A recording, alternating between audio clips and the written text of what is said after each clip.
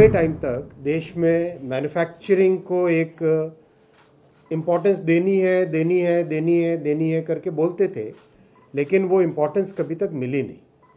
देश की मैन्युफैक्चरिंग में करीब करीब आज़ादी के 40-50 वर्षों तक, आज़ादी के बाद में 40-50 वर्षों तक मैन्युफैक्चरिंग कंसिस्टेंटली या तो डाउन हुई या तकलीफ़ों में आई।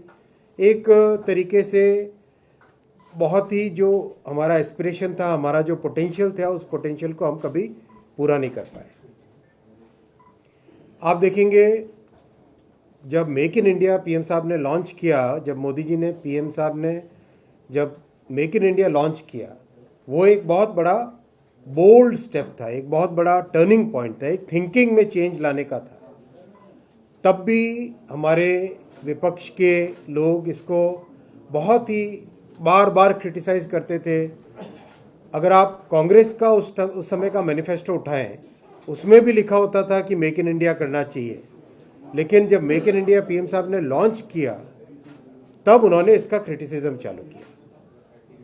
यानी जो 50-60 वर्षों तक कांग्रेस की पॉलिसी होती थी, वो उसी में परिलक्षित होती रही, वो उसी में रिफ्लेक्ट होती रही कि मेक इन इंडिया का भी विरोध करो।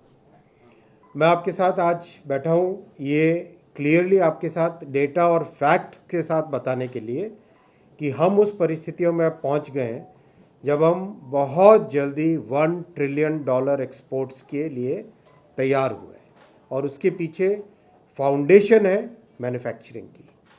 मैन्युफैक्चरिंग मेक इन इंडिया की सक्सेस, डिज़ाइन इन इंडिया की सक्सेस, इनोवेट इन इंडिया की सक्सेस, और सीरीज़ ऑफ प्रोग्राम्स जो उसके बाद में लाए गए, सीरीज़ ऑफ सिंप्लीफिकेशंस जो किए गए, एक तरीके से ये उसका पूरा रिफ्लेक्शन है। अगर हम डेटा देखें तो आज एक्सपोर्ट्स हमारे $762 बिलियन पहुँचे हैं। $760 बिलियन पे हम लोग एक्सपोर्ट्स में। इस एक्सपोर्ट्स की अब हमें डाइवर्सिटी समझने की ज़रूरत है।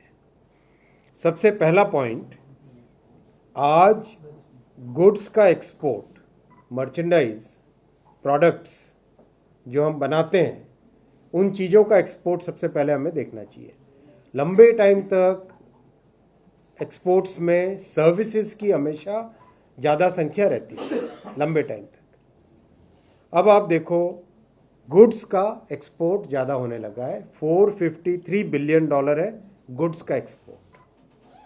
सर्विसेज का एक्सपोर्ट है $309 बिलियन। आप देख रहे हो मैं किस इन्फ्लेक्शन पॉइंट की बात कर रहा हूँ।